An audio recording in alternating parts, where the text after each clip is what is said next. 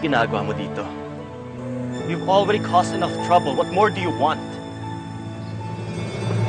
Bago mo kampihan ng magaling mong asawa, panoorin mo muna tong video na nahanap ko.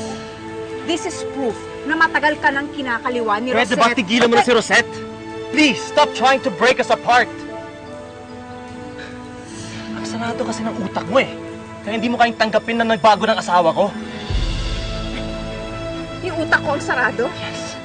Yung mga mata mo ang sarado. Subukan mong buksan nang makita mo ang tunay na kulay ng babaeng yon. Hindi ko naman sinasabing perpekto si Rosette, di ba? Oo, marami siyang pagkukulang.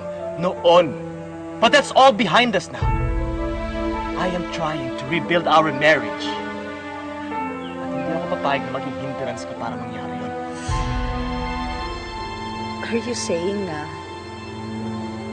kakalimutan mo na lang ang pagiging magkapatid natin para lang sa malambing yun?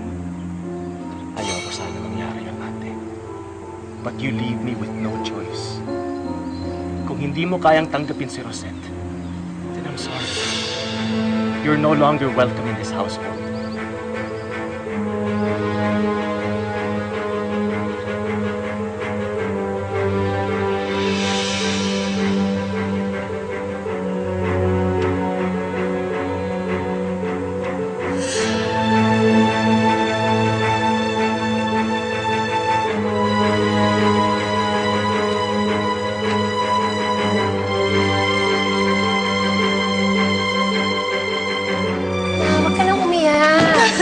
Kapag nakita ka ni Rosette ngayon, for sure pagtatawanan ka nun.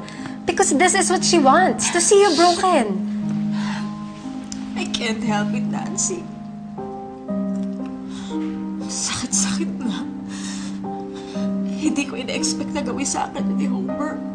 Tatalikuran na lang niya ako. I sacrificed everything for him. Hindi na nga ako nakapag-asawa at nagkaanak. Dahil siya na lang ang lagi kong inuuna.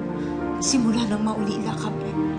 All I want is for him and his kids to be happy. Kasi sila na lang ang pamilya ko.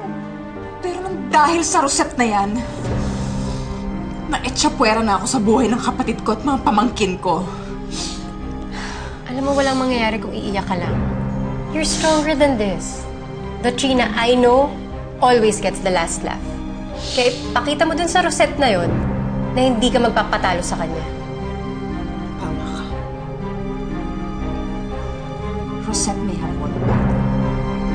She